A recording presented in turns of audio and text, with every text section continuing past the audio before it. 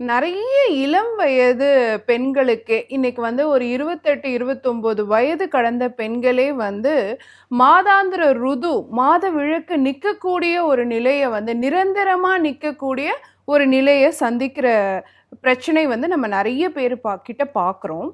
இதுலயுமே வந்து பார்த்தீங்கன்னா, முதல்ல மெனபாஸ் அப்படிங்கிறது வந்து ஒரு 50 வயது அப்படின்னு இருந்தது. அது குறைஞ்சு 45 வயதுன்னு மாறுச்சு. அதுக்கப்புறம் 40, 30ன்னு ஆயி இன்னைக்கு வந்து ரொம்ப இளம் வயதிலேயே கூட எக் ரிசர்வ் கம்மி ஆயிட்டு, அத தொடர்ந்து வந்து மெனபாஸ் சார்ந்த பிரச்சனைகள சந்திக்கக்கூடிய ஒரு நிலைக்கு வந்து பெண்கள் வந்து தள்ளப்படுறாங்க. இந்த மாதிரி சிறு வயதிலேயே மாதவிலக்கு நிற்கக்கூடிய நிலைக்கு தள்ளக்கூடிய பெண்கள் என்ன மாதிரியான அறிகுறிகளை சந்திக்கிறாங்க, அவங்க உணவு முறையில் என்னென்ன மாற்றங்களை எல்லாம் கொண்டு வரணும் அப்படிங்கிறத பற்றி தான் இன்னைக்கு நிகழ்ச்சியில் நம்ம பார்க்க போகிறோம். ஸோ இந்த மாதிரி பிரச்சனை நமக்கு இருக்கிற மாதிரி இருக்குன்னா முதல்ல நம்ம செய்ய வேண்டிய விஷயம் என்ன தெரியுங்களா? கோதுமை சார்ந்த உணவுகளை தவிர்க்கணும்.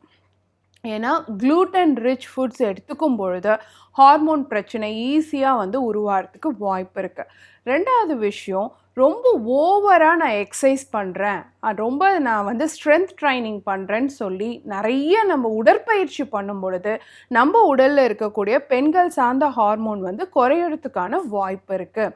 அதே மாதிரி டயட்டிங்கிற பேரில் சத்தான உணவுகளை சாப்பிடாம ரொம்ப கம்மியாக சத்தில்லாத உணவுகளை சாப்பிட்டு இழைக்கிறங்கிற பேரில் ஹார்மோனல் ஹெல்த்தை வந்து நம்ம லாஸ் பண்ணிடுறோம். இப்போ ஆட்டோமேட்டிக்காக நம்ம உடலில் ஹார்மோன் சீர்கேடும் உருவாகுது, ஹார்மோன் குறைபாடும் உருவாகுது அப்படிங்கிறத தெரிஞ்சுக்கணும்.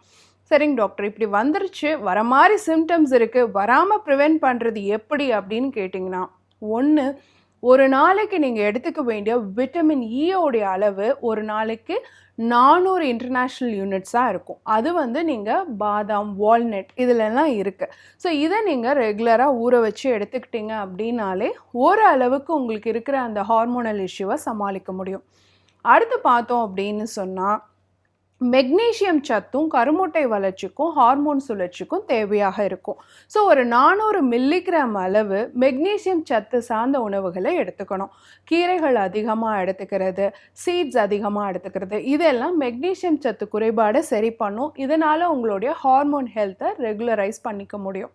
அடுத்து பார்த்தீங்கன்னா, தாமரை விதைகள், லோட்டஸ் சீட்ஸ், இதை வந்து நீங்கள் உணவில் எப்படியாவது சேர்த்துட்டு வரும்பொழுது கண்டிப்பாக உங்களுக்கு ட்ரைனஸ் நல்லா கம்மியாகும், ஈஸ்ட்ரோஜன் ஹார்மோனோடைய உற்பத்தி நல்லாயிருக்கும், டிப்ரெஷன், ஆன்சைட்டி இந்த மாதிரி பிரச்சனையிலிருந்தும் நீங்கள் தப்பிக்கிறதுக்கான வாய்ப்பு இருக்கும்.